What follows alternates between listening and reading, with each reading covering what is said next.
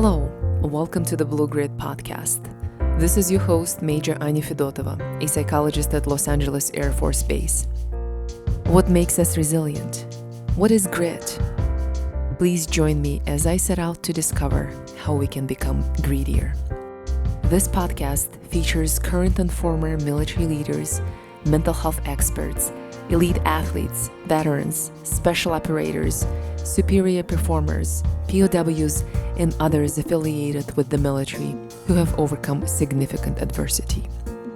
Each guest will discuss the unique methods and practices to help airmen and really all service members or anyone interested to build mental toughness and grit.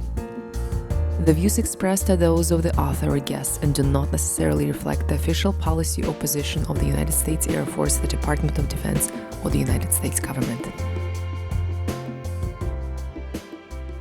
Today, I'm honored to interview my guest, Colonel David Hammiel.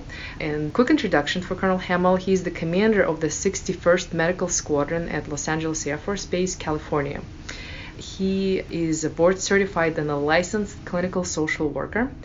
He has served in a variety of positions to include mental health, family advocacy, family support, operational health, Air Mobility Command behavioral health consultant, medical support squadron command, Air Force Medical Operations Agency, mental health division chief, and clinical social work consultant to the Air Force Surgeon General. So it's a long list and very impressive. Prior to his current assignment, he served as the chief of the Biomedical Science Corps Utilization and Enlisted Medical Assignment Branch at the Air Force Personnel Center, and he served as a member of the BSC Board of Directors and was the AFPC representative to the BSC chief for the Air Force Medical Service Personnel Policy Actions. So it's a long biography, and looking through your biography, it is very impressive. So here's what I want to start with. You started as a first lieutenant in 1989, I believe, as a social worker, and you moved your way up. But it wasn't all of a sudden you just got promoted below the zone. It was gradual, and what I gathered from reading your biography, from your professional development, it was just a gradual grinding and persistence and working your way up slowly, little by little. I think that's what struck me about your biography. So tell me what comes to mind about how you ended up in a position of significant span of control and responsibility from 1989 up to today. Yeah. Well, when I first joined the Air Force, one of the reasons I joined the Air Force was because I enjoyed doing a variety of things. While I love mental health and I love clinical social work, I saw that in the civilian world that pretty much my opportunity was going to be one kind of track. And while that was fine, I just wanted more. And so when I looked at the Air Force, I saw that there were many opportunities for doing both mental health, social work, as well as other leadership responsibilities and positions. So when I came into the Air Force, a lot was brand new. So I started off just kind of getting that foundation in terms of how to be an Air Force social worker and how to be an Air Force officer. But as I did that, and as each assignment, there came other opportunities for me to kind of broaden my level of responsibility, scope of responsibility, leadership responsibility. And fortunately, I had some great mentors along the way as well, who kind of guided me and steered me along the path in terms of how to eventually get into positions like that I'm in today. Mm-hmm, mm-hmm. Did you ever envision yourself in 1989 being here today? No, for sure. Yeah, definitely not. Definitely Okay. not. Okay. Throughout all the years in your career, did you ever feel like, I'm frustrated with the military, I want to leave? There were times that I was frustrated, but never to the point where I felt like I wanted to leave. Mm-hmm. Probably the only time that really came into play was when I was at Maxwell Air Force Base, and I was home on convalescent leave and had a call from Air Force Personnel Center saying, sorry, you just been non-involved to go to Turkey. And so at that time, I have two daughters, and I had a lot of preconceived ideas in terms of what it would be like to live in a place like Turkey. And so I was a bit concerned in terms of what that would mean for my family. But after really thinking about it, and talking to friends and praying about it, we decided to take that assignment, which again turned out to be just a wonderful assignment for us. And we grew as a family. I grew as an individual. I grew as an officer. And again, the leadership opportunities that were given to me in that assignment were outstanding. So yeah, there have been times throughout my career I've had frustrations, but I always realized that whether I was in the military or out of the military, there's always frustrations associated with jobs. So let me ask you some of the questions related to your leadership, and you've been in many, many leadership positions. If you were to pick one or two qualities that help you be a better leader, what would you name?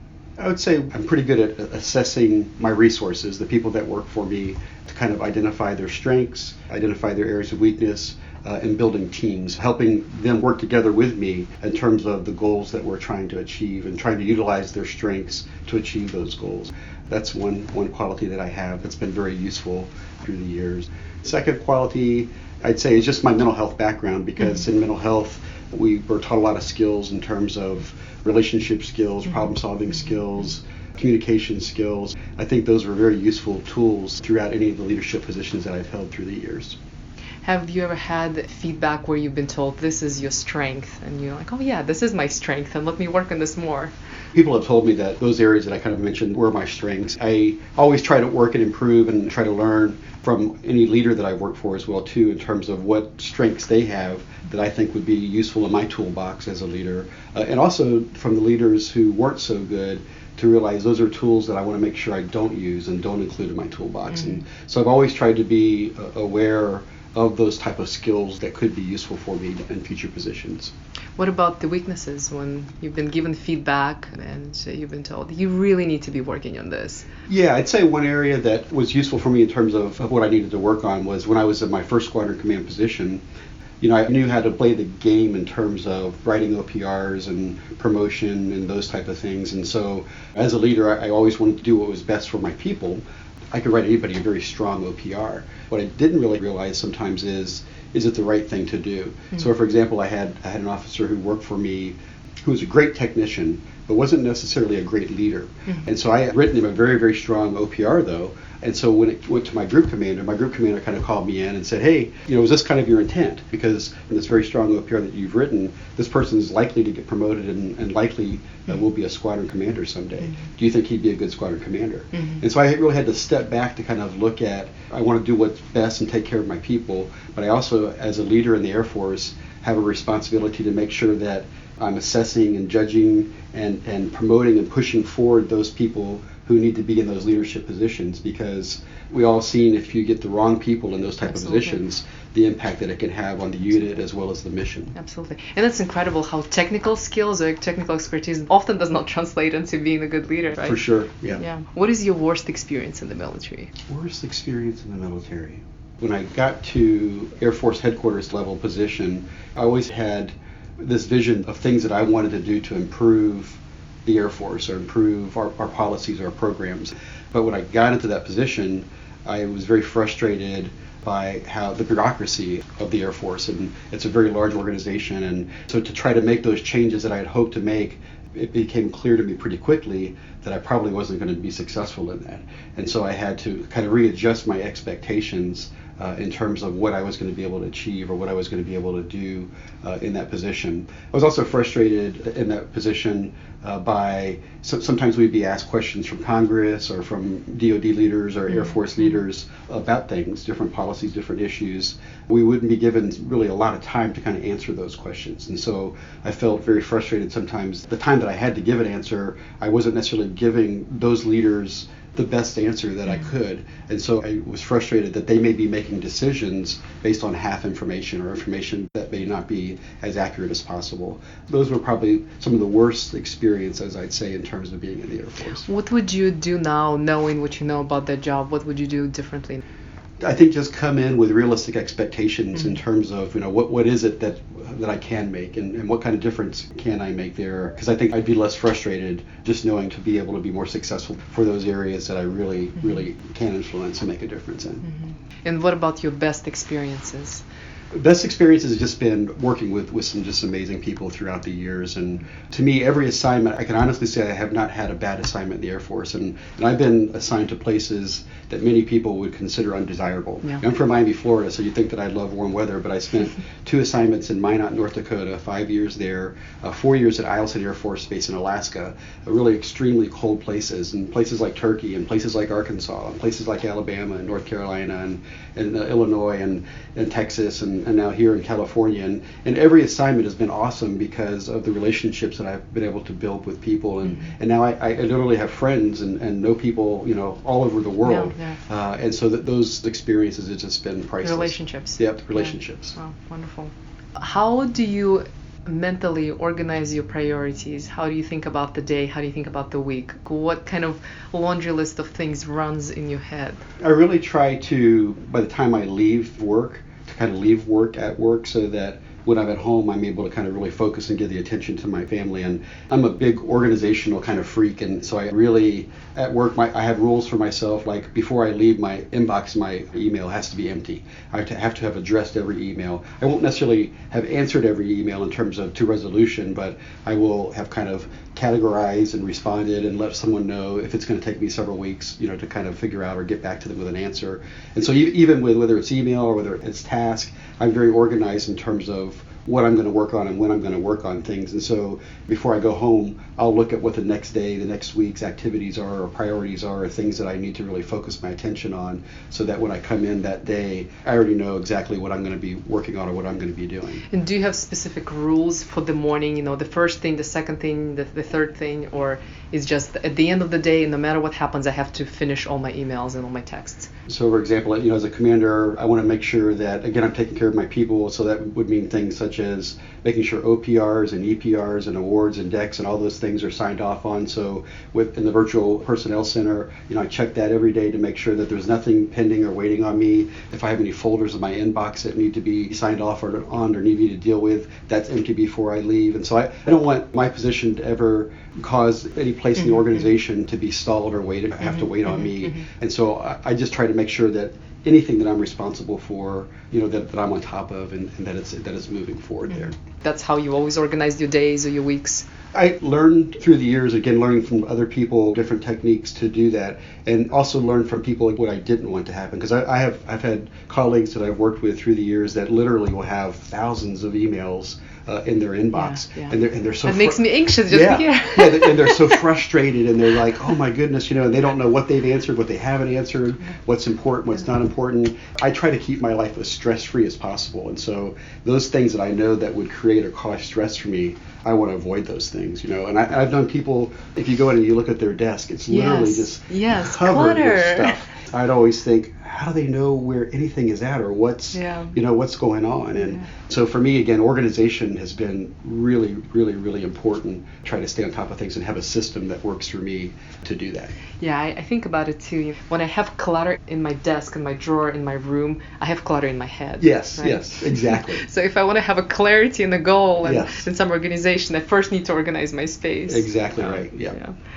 Tell me how you manage your own anxiety, and I guess maybe what do you feel most anxious about? I always want to make sure my people are taken care of, and so if I'm aware of things that may be going on in their lives that are concerning, that may create some anxiety for me, and wanting to make sure, again, I've done everything as I can as a leader to ensure they have the support that they need to kind of deal with whatever the issue may be. But in terms of just like anxiety related to work responsibilities, I really don't feel that, because I don't know, You've never felt it? No, not really.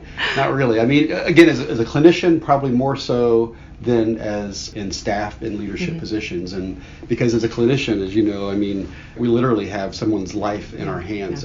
So you're hoping that what you're doing with them clinically is the right thing. Appropriate, and that in the mental health world, unfortunately, we don't have a crystal ball that can really tell us, is this person going to kill themselves tonight? So that created actually more anxiety for me than any of the staff or leadership type positions, because there's not usually life or death type things. And so after experiencing that in the mental health world, the rest of it's like well, that's encouraging. Yeah, piece of cake. For somebody like me, that is. I'd like to switch gears a little bit. So you sent me a very interesting list, and this was 21 Suggestions for Success by Jackson Brown. So how did you come across the 21 Suggestions for Success, and why did you decide to choose this as sort of a guide for how you lead your life? Yeah, again, and I don't remember exactly who gave me that list, but through the years, if I ran across a list such as that, or thoughts or ideas that I thought were useful tools or tips in terms of how to be a good leader, I always try to save those things, and especially if they kind of fit my philosophy and fit kind of my way of thinking, then I really tried to adopt those things, because I found them to be useful in different settings when I had to kind of share tips to people. So I would give those type of things out to them as well. Okay. So I want to start with the very first one. It reads, marry the right person. This one decision will determine 90% of your happiness or misery. Yes. I reread it multiple times. So tell me about your second half, or your better half, Yes, and how you met, and how did you know that she was the right person? Or Yes. how did she know you were the right person? So she was 15 and I was 17 when we started dating. We dated in high school, went to two separate high schools, and we were very young, and we dated through the rest of high school and through college, and then got married after college, and been together now 34 years. So impressive. And but like any relationship, there's ups, there's downs, there's good, there's bad. We've always been very committed to each other and to making the relationship work. And when we are in a low spot in our relationship, to do whatever it takes to get out of that. Again, two beautiful daughters. My family has always been one of my huge strengths for me. I've seen so many people who, because of who they married or their relationship, that created so much stress or depression or anxiety or just made their lives miserable. And so to me, I always wanted to make sure my relationship was a priority in terms of making it work. And she's been a huge blessing and strength for me in my life, always encourages me to do my best, challenges me, doesn't let me off the hook with things, challenges me to be a better person, a better man, better husband. And so I think we kind of have supported and complemented each other throughout the years. And so how do people know that they're marrying the right person? What advice would you give to somebody? I mean, how did you know? You were 17.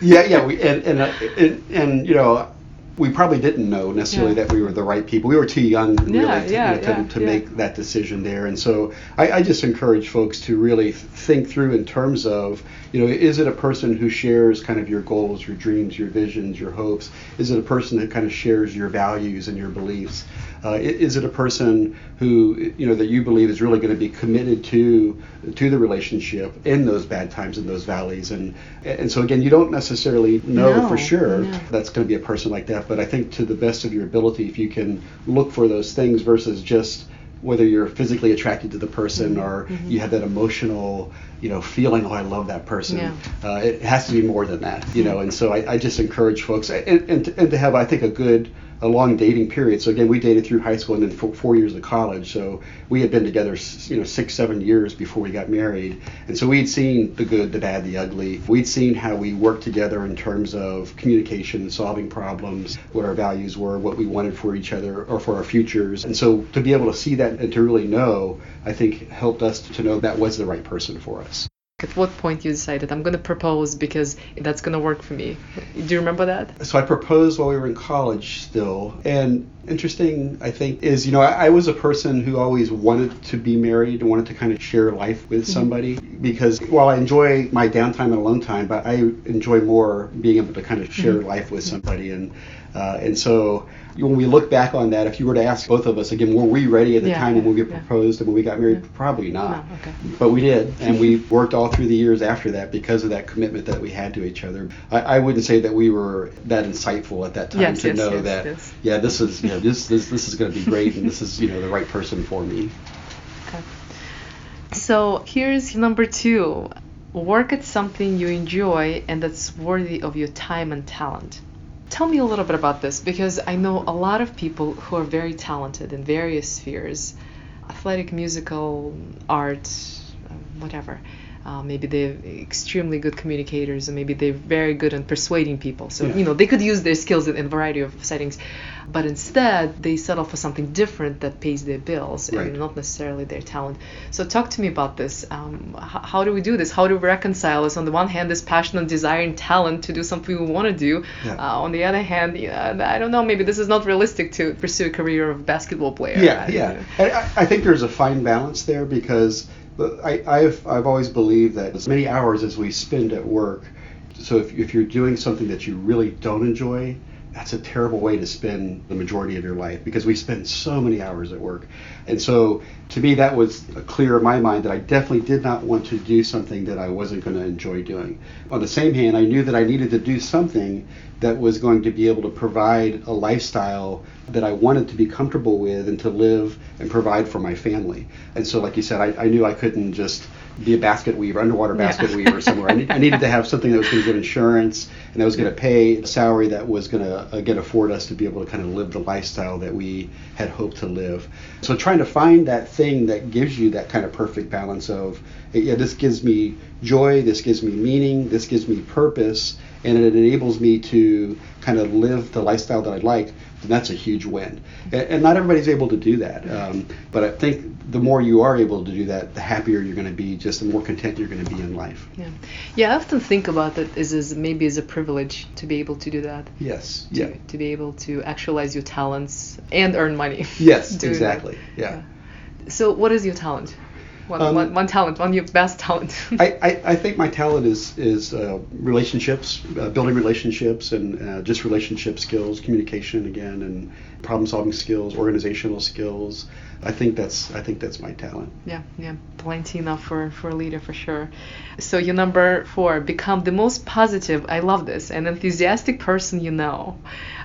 Who or what inspired you to be enthusiastic? And you always are. Yeah. You're always energetic, and you always have this just kind of a positive vibe about you. Where is it from, or who is it after? Yeah, through the years, I've met some individuals who really just impressed me because of that quality, just their ability to, regardless of their circumstances, to be positive and to be encouraging, and not from the perspective of that they're putting blinders on and ignoring the fact that there are problems or issues in the world or in your life, but to realize that in spite of the problems and issues that exist in your life, there's still good, there's still goodness, and again, the valley that you may be in, whatever you may be going through, is temporary.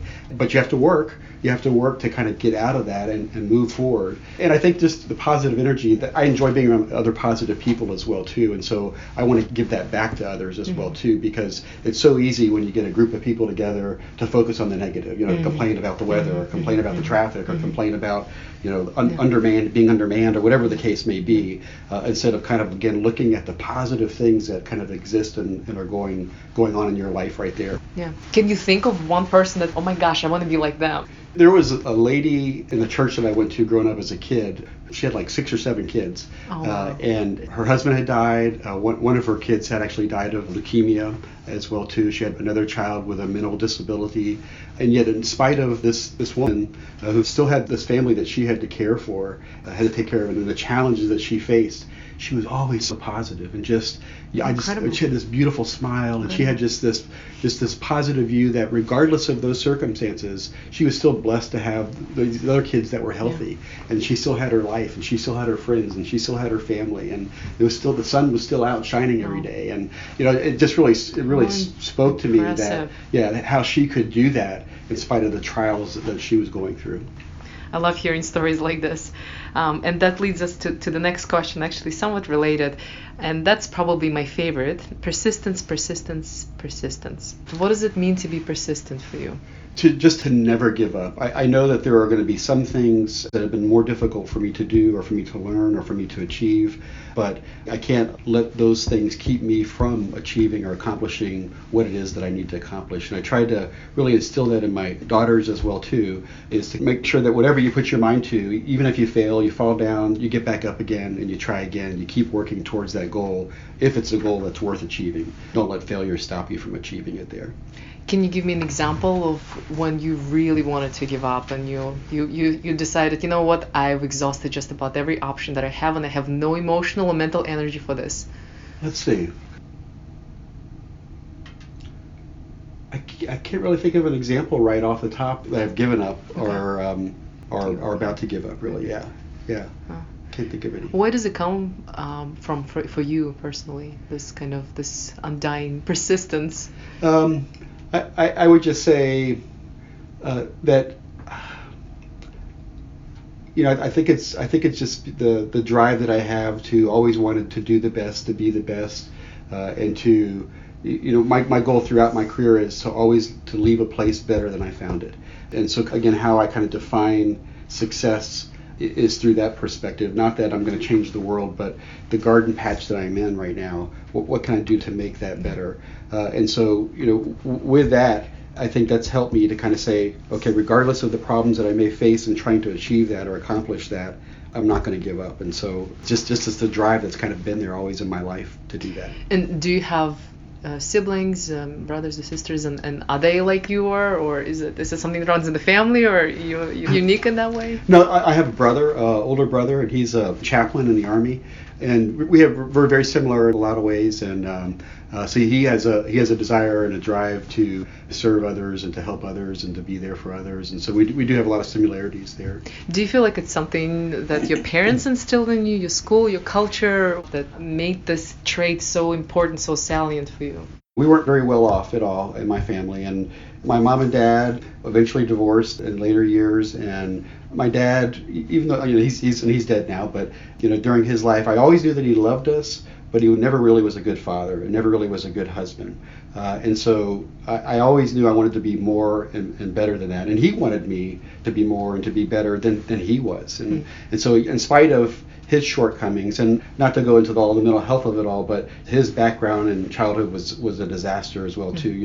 His mom died of cancer when he was young, and she had remarried another man who was abusive to her, and so then after she died, he was left with this abusive stepfather who was an alcoholic and also abusive to his future wives, and so his role model in terms of what it meant to be a husband and a father were also very poor. And so I think he did. So I don't try to judge my father too harshly, because I think he did the best that he could, given his circumstances. Yeah. But I always knew that I wanted more for myself and for my family than what I had as a kid. And so that was part of my drive for me to try to always to do better and to succeed.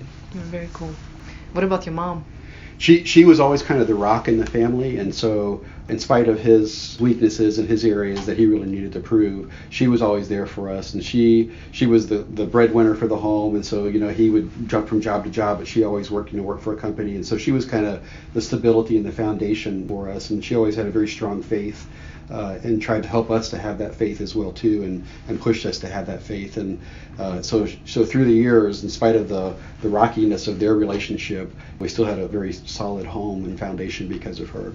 I love that you mentioned 3 women already, that you said one of your role models was this woman, single mother, and then you mentioned your own mother. Yes. You mentioned your wife. Yes. Right. Lots of strong women in your life. Definitely. Yeah. Yep. Awesome. Another one that I like was discipline yourself to save money on even the most modest salary. So why this, and why do you connect with that? There was a psychologist, Dr. James Dobson, is a Christian psychologist, that years ago I was listening to him on a radio station. He said that the more that you own, the more that you're owned by things. And so that really stuck with me. And so for me, a priority was always to be not driven by owning things or having a certain amount of money, but to be debt free. And to have a life where I didn't have to be stuck in a job necessarily that I didn't want to be in, because to live a certain lifestyle or those things. And then, through the years in the Air Force, I've had lots of friends who bought campers and four-wheelers and boats and all these toys, but then they're kind of strapped financially because of those things, and it kind of again creates stress, and I try to keep my life stress-free, and it creates a burden for them. And so to me, it's been more about experiences and relationships. And so for my family, we're not about driving the big fancy cars or owning the big fancy house. More about where can we get together as a family and experience some great relationship that we'll be able to remember forever. That's been more of our priority than things. And so trying to be financially sound has been an important priority to enable us to do that. So here's maybe a more personal question. I know that you talked about this a little bit during one of your commander's calls, so I thought that I'd ask you, because you, at least during the commander's call, you feel comfortable talking about this. Tell me about the periods of darkness, loneliness, despair, and what got you through. Sure. Yeah, I went through a health scare back in like 2002, 2003. I started having some muscle fasciculations, some twitching in my muscles, and some cramping, and wasn't sure what was going on with that. And so as I was evaluated by neurologists, and there were all these abnormal results, and so then they were concerned that it was a motor neuron disease like ALS or Lou Gehrig's disease, which is typically fatal within 5 years.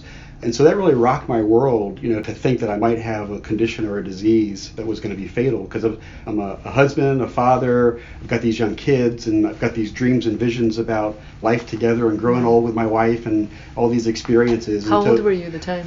41 or so.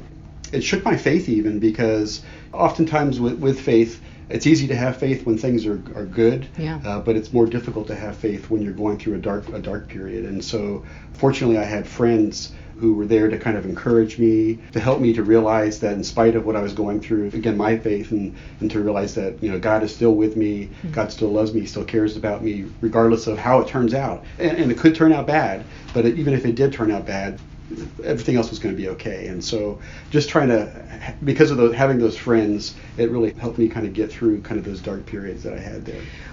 Do you remember the worst moment? You just got to Minot, I think. Yes. And somebody actually died from condition that they suspected you had. And so, I imagine that wasn't easy. What kinds of thoughts were going through your head? Yeah, there was a person at Alaska where I had just come from who had recently died of ALS. And so I had seen firsthand, how that person had suffered and how terrible that disease is. And so when I first was going through the different tests, there were abnormal findings, and so I tried not to worry, but I think sometimes you think the worst, and it kind of carries you further down. And so then when they sent me to the Mayo Clinic, and they did all these other tests as well too, that still came back abnormal, and they said, well, we're really just going to have to wait and see. You're going to have to come back in 6 months and let's see if this thing progresses to see exactly what it is. And so that 6-month period of having to wait to see what was going to happen, were things going to get worse, probably the darkest and hardest time for me. Some of my colleagues I met when I first came into the Air Force, Colonel Rob Campbell, a good friend of mine, he came into the Air Force a year after me, and we met at conferences and different things like that, and maintained a friendship throughout the years. And he's always been somebody that I could turn to, and I found that it's important to have those few close friends that when things really do get rough, that you really have the confidence to be able to go to and to share your thoughts, to share your feelings, to share your fears with. And he was there for me, every step of the way. Wow. Yeah, so important to be able to be vulnerable in moments like this, right? Yes. Especially when you're in position of leadership, and maybe you don't have lots of this opportunities to certainly to share your pain with your subordinates. Yeah, and it was hard for me to share with my wife Heather, because I wanted to try to be strong for her, and I didn't want her to worry, and I didn't want the kids to worry, and so I didn't feel like I could be as vulnerable with them at that time. And so, like you said, it was very useful to be able to be vulnerable with somebody that I could cry to, and I could really, share my fears and share my anxiety that I was experiencing. Wow. When we look at leaders, we look at somebody who is flawless, right? Or maybe they have some flaws, but generally they just have it all together, and they have it all figured out, and they have the answers to all the questions. And we don't see the struggle, or we don't see the darkness, but we all are human, and we all have vulnerabilities and weaknesses. So right now, when you're struggling with something, is there a mantra that you say to yourself, some simple saying or a prayer or meditation or something that you always go to? Several Bible scriptures that really kind of come to mind to try to get some strength from. And I think it's important. I think there's just some general things that are important in terms of not going through things alone, having a support system. Yeah. I think it's important, as we've seen in mental health. I can't tell you the number of people that I counseled through the years who were under investigation for something, or whose spouse was going to leave them, or they had something going on terrible at work, and how they stress and anxiety and problems that they would create in their mind by worrying about things that hadn't happened or thinking the worst. And so just encouraging folks to try to stay in the present and not get too far in the future when you're going through some of those struggles and those trials. Yes, yeah. This is maybe a strange question, but I'm curious. What do you judge? Maybe at work and people. I know you try not to judge, but when you do, what do you find yourself? Oh, that was judgmental of me. Let me think. What do I get judgmental about? If I feel a negative way towards anybody, for whatever the reason might be, I have to evaluate for myself what's behind that. Is it factual? Am I being fair to that person? Is there another way that I really could be looking at the situation? So let's say I think somebody is lazy, or let's say I think somebody is judgmental themselves, or closed-minded themselves. To step back and say, okay, why am I kind of thinking that, and what's behind that? Is it really realistic? That goes along with one of the 21 suggestions for success. Stop blaming others, take responsibility for every area of your life. Yeah. And there's a book I did read, Conscious Leadership, which was a really good book. And part of that talks about that as well too, is accepting responsibility, not blaming others for your circumstances, being the author of your destiny there. Yeah. And so, last question: what's after the military? My wife wants me to keep working, not because she wants me to keep making money, but she views me as a person who likes to be challenged and likes to be busy and engaged. Yeah. But for me, I have a lot of hobbies like repurposing woodworking, gardening, traveling, hiking, biking, fishing. I would really love to spend some time doing those type of things. So I'm not sure at this point which direction I'll go, if I'll keep working or if I'll kind of pursue my hobbies. It'll be one of those two things. Awesome. Is there something that I'm not asking you? Is there something that you think is important to know about you? No, I think I can't really think of anything else. I think you covered everything very well. Okay. Do you have any questions for me? No, I don't have any questions. Okay. All right. Thank you so much. It's been a pleasure talking to you. Thank you so much for your time. Thanks. All right. This is your host, Major Anya Fedotova. Thank you for listening to the Blue Grid podcast. Hopefully you enjoyed this interview. My goal is to air the narratives of courage, vulnerability, and grit to normalize the airmen's own challenges and help them internalize the message of hope and recovery. This discussion is not a formal medical advice, and any techniques, treatment, diagnosis, or alternative actions discussed are not a recommended treatment or course of action for all listeners, and are not a replacement for professional medical assistance. You are encouraged to seek medical psychological help for your unique issue. If you have feedback, please find me in the global. My email is anna.v.fedotova.mail@mail.mil. It's anna.v.fedotova.mil@mail.mil.